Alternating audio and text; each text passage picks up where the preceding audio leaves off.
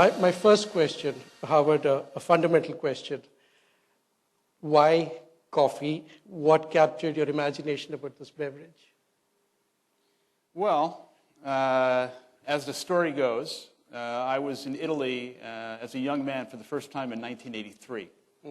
And while there, I discovered the romance of the Italian coffee bar.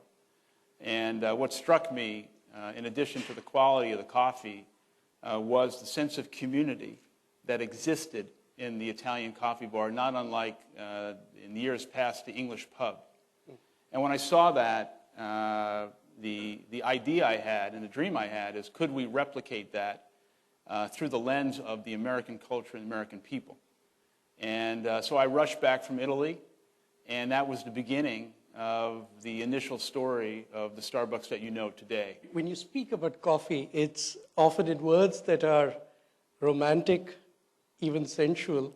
What about tea? Yeah. And tell us about Teavana, Sure. the company that Starbucks acquired in 2012. And I understand that around a year and a bit back, I think you launched with Oprah Winfrey, the Oprah Winfrey chai in the United States, which some speculate was actually inspired by her visit to India. That's very true. I've been friends with Oprah for many years, and for a number of years tried to convince her to align herself with something that Starbucks could do from a product standpoint that also would have some kind of philanthropic component. And she always rejected anything that had to do with coffee, and then one day we got into this very passionate conversation about her love of tea, and specifically chai. And you're right, it was on the backside of a trip to India that she took. So we came together to develop Oprah Chai at Starbucks, which is Teavana based. But the big idea here is that tea is over a $100 billion category globally, larger than coffee. And our mission and objective as it sits today is to leverage the platform that Starbucks has to educate and create an understanding among our customers about the quality and the integrity of tea as both a beverage in our stores and whole leaf tea for home. And then at the same time, take the Teavana retail store and we believe create a global footprint for Teavana. And we hope to bring Teavana branded beverages to our stores in India here in calendar 16. And at some point in Asia, we will begin to open up Teavana stores. But we are a big believer in the opportunity we have to leverage our capability onto Teavana and build a global tea business for Starbucks. Fantastic. You mentioned very briefly coffee house serving as the third place. Yes. You've also referred to a virtual fourth place, hovering above every third place. Yes. How do we relate to this fourth place? Well, I think 3 years ago in the U.S., I made a public statement that we are domestically and around the world experiencing a seismic change in consumer behavior. And that seismic change in large part is as a result of consumers embracing e-commerce and mobile as a source of shopping. And we all see it every single day. And that is resulting in a downturn of pedestrian traffic on Main Street and in malls all over the world. And specifically what I said is that if a bricks and mortar retail company embraces the status quo, it is a sure sign of a collision course with time. And specifically what I mean by that is that we as bricks and mortar retailers must understand that we need to invest ahead of the consumer with regard to the kind of innovation that creates relevancy and an emotional connection on their devices. And specifically what we did is we recognized that there was an opportunity because of the frequency of visit. Starbucks is the most frequented retailer in America in terms of how often people come. Our average ticket is $5, very low, but there's a large reservoir of trust that people have in the brand, in the experience. And the question we pose to ourselves is, could we create an opportunity for people to pay with their phones, and could we create an embedded loyalty program on the phone that would serve as a catalytic event in creating incrementality for our customers? So 3 years later, we are the leader in the world in terms of mobile transactions for a bricks and mortar retailer, millions of transactions a week, over 20% of tender. But the big opportunity now is to take this and thread this around the world with not only mobile payment, but also bringing features and benefits to what we've done to create a mobile ecosystem that is complementary to what we've done. So a prime example of that is we've just announced partnerships with Spotify, the New York Times, Lyft, the competitor of Uber, whereby we're going to be doing a number of things that leverage the relationship we have with our customers, that we, in fact, can create a benefit to another company's customers by their engagement and their relationship with us. Let's turn now to your decision to return as the CEO of Starbucks in 2007. Now, one of the key drivers for that decision was what you described as the commoditization of the Starbucks experience. Can you play out in more detail what you actually saw happening at that time? The leaders of Starbucks at that time were wonderful people. No one gets up and decides that they're going to ruin the company's franchise. These are good people who unfortunately made some decisions that were inconsistent with our core purpose and reason for being. What I would say specifically is a group of people were trying their best, but at the end of the day, they were measuring and rewarding the wrong things. And specifically, what they were measuring and rewarding was efficiency, operational efficiency. Now, Starbucks is a business that is not based on efficiency. It's based on romance, aspiration, theater. What I don't want to do is I don't want to measure transactions per hour or labor hours per hour and measure and reward that, because that is not the reason we exist. We do not exist for the core purpose of ringing the register and just making money. I should mention that I stand before you with humility because I do not have a business degree. I did not go to a fine Ivy League school in America. I couldn't get into those schools. I base my life and what I do every day on an instinct and a belief in our core purpose and reason for being, and also the innovation that I speak about is also trying to innovate on our people side, currency, to build a great, enduring company today. Although we have to innovate, and we have to do all these things, the currency to do this, that's foundational, is building trust with your customers, trust with your shareholders, but most importantly, the foundation of all of that must sit on the foundation of trust with your people. A vital step that you needed to take when you came back as CEO, particularly to revive a faltering US business, was to re-engage those very partners you were just talking about. I'd like you to particularly touch upon your decision in early 2008 to close all your US stores in order to retrain your baristas. That decision, you knew, besides losing millions of dollars in sales and labor costs, would allow, to quote you, competitors to capitalize, critics to gloat, and cynics to smirk. And yet you chose to go ahead. Why? In 2008, our market cap dropped to below $6 billion. Our stock price was $6.81. You adjust that for the current split, our stock price now is about 120. But in 2008, an American expression is, they were coming for us. The press was brutal. How could they possibly bring back Schultz? They need a professional manager who really knows how to turn around the company. Well, that may have been true, but I came back because of two reasons: love and responsibility. The first decision I had to make was I asked the leadership team at the time, I need to be in front of every single store manager in America. And at the time, there was 9,000 store managers. Now, we were running out of money. We had negative comp store sales.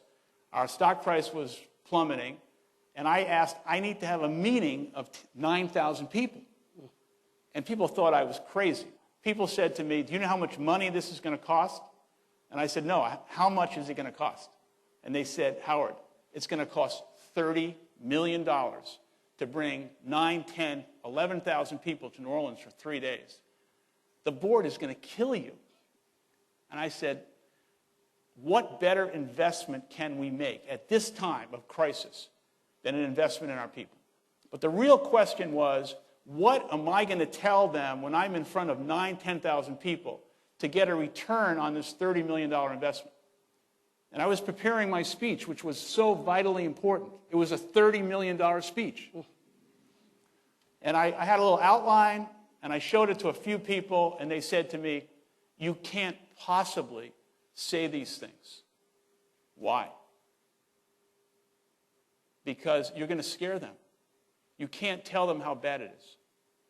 And here's the lesson that I learned then. The issue is, we live in a society, unfortunately, where many leaders in all walks of life are not truthful. They're not authentic. They don't tell the truth for a whole host of reasons. I decided that day that the characteristic that I wanted to display to 9,000, 10,000 Starbucks partners was vulnerability. And my speech that day, if I had to label it as what was the call to action? It was, what does it mean to take something personally? As leaders, we have to create an environment where people are truly larger, feel as if they are part of something larger than themselves. And if you can do that, the power of that is so significant. The decision to close the stores. Yes, I didn't answer the question. Was that equally daunting? That must have cost you more than $30 million. Well, the decision to close the stores in 2008 was obviously a decision that people thought, this guy is crazy. He's going to close 800 stores for an entire day. And I talked about truth and honesty. When I came back as CEO and I visited our stores, I didn't like the quality that the coffee was. I thought our people were taking steps that was dilutive to the quality of the coffee. And basically I said, we have to retrain our people on fundamentally what we do. We got to go back to the basics, to day one.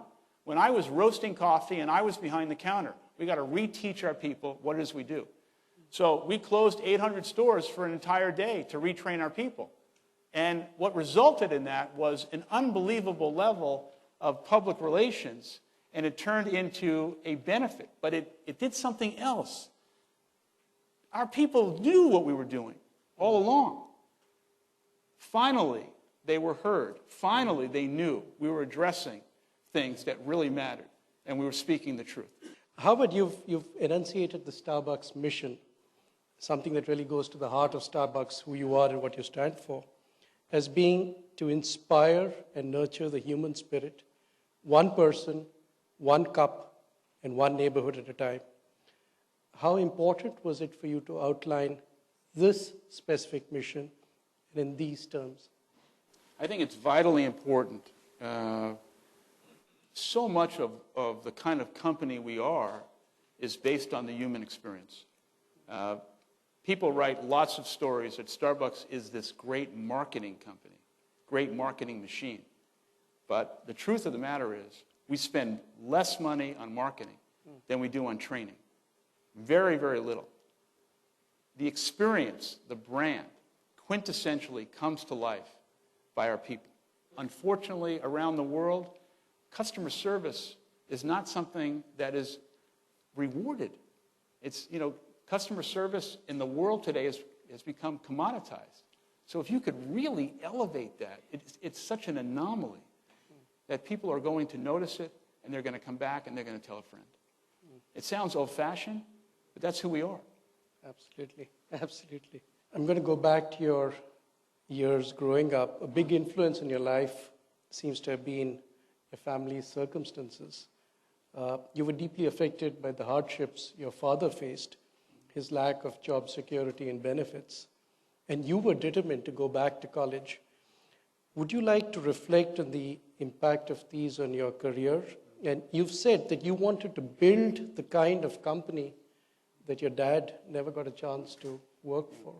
Well, when I was 7 years old, I experienced something that deeply affected me that I carry with me every single day, and that is the scar and the shame of being a poor kid living in government-subsidized housing. But what happened was that I saw my father become a broken man because he was uneducated. And as a worker in lots of different bad jobs, he was not respected. He didn't make enough money, but he was not respected. And as a result of that, he became a very angry man, and that affected our lives and our family. And, I was scarred with that. And so I never dreamed that I would be in a position one day to be part of a company where I would have authority, let alone build a company. But in my mind's eye, since I was a young boy until this very, very moment, what I've tried to do is build the kind of company that my father never got a chance to work for.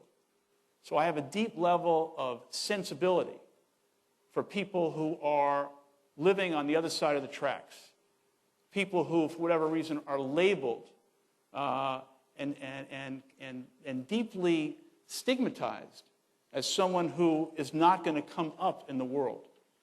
And what I'm trying to do in the position I have is to level the playing field and to do everything we can to make sure that there's hope and there's opportunity for everyone, regardless of the color of your skin, your gender, your sexual preference, or where you were born, or what college you went to. You've gone on to a number of issues, some of which have been potentially divisive. You've talked about exercising the vote, race equality, lesbian and gay rights, guns in your stores. How easy is it to do this, and why don't we see any other brands doing this? I can't speak for other companies, except I think there is trepidation and concern that there would be reverberation of some kind that wouldn't be positive. I just see the role that we have a bit differently, that we're not just here to ring the register, that we are here for other reasons. And again, I go back to our core purpose and reason for being. If we're about to do something, is it going to make our people proud? But I remember in 2008, as an example, when we were going through this cataclysmic problem, when I had an institutional shareholder call me on the phone and take me to task, lecture me, that we had to end our health care benefit for our people. And it was over $200 million at a time when we could have certainly used that money. And we wouldn't do it because it would have completely fractured the culture of the company. Right. And I basically said, and I said it respectfully, if you don't agree with this decision, perhaps this is not the company for you in terms of your shareholdings. And we ended the conversation, and we ended up doing what we thought was right, and that shareholder, in the next round of public documents, was gone. You've been a big believer of appealing to local tastes and markets. You've talked about engaging with the local neighborhood, the culture. So how do you in Starbucks today, as a global organization, balance the need for standardized, efficient processes and offerings with the need to be locally relevant across such diverse markets?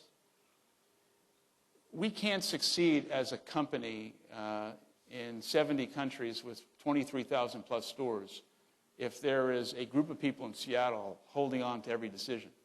Although I think there's people in Seattle who think they do that. We have to be a decentralized organization. So, I mean, in India, I think you go into our stores here in Mumbai, they're distinctively Starbucks, but they're incredibly different than any store we have anywhere in the world, because we are trying to design stores that are highly relevant and respectful to local culture.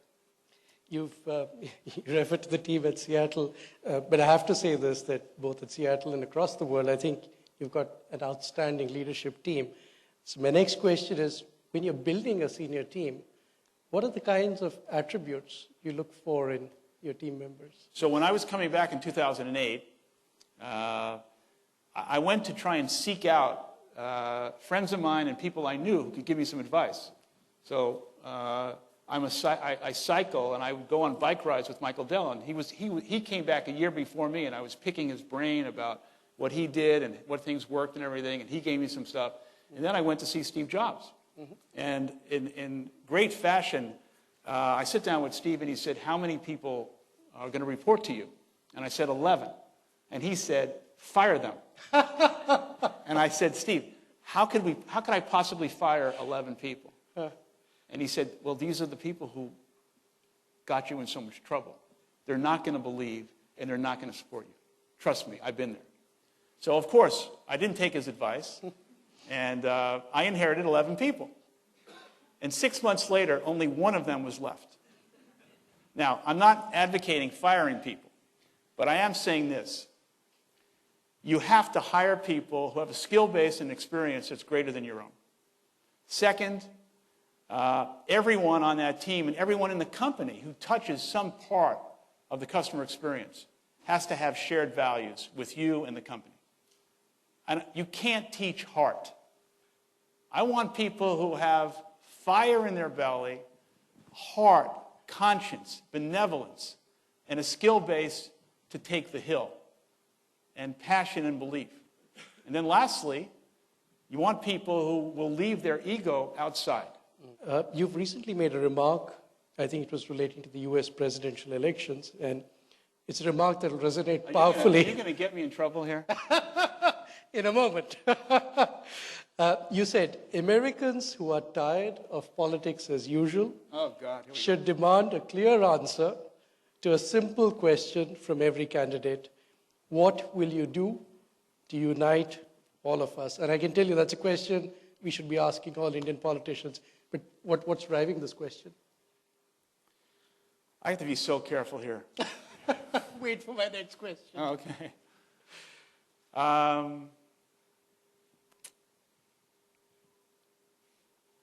Like any country and any society, we are living in complicated times. And we always look back with great fondness on past leaders who had courage, integrity, and navigated through tough times. Around the world today, I think we are longing and searching for authentic leadership. And the question I try to pose is, if you are an elected official anywhere in the world, you've got to put your feet in the shoes of the people that you're representing. You're not sent there to represent yourself or one specific part of the country. You're there to represent everybody. And I think the divisiveness that exists today in many parts of the world is there is a great, great need for authentic, truthful leadership that would unite people. And I think one of the aspects and characteristics of leadership that somehow is being dismissed is empathy. Yeah, wonderful. So my last question, given your social sensibilities and your consciousness about what new kind of politics we need, is it possible that we could expect that Howard Schultz might ever run for president of the United States? I thought about announcing this here today. But Mr. Krishna Kumar said I shouldn't do that on foreign soil.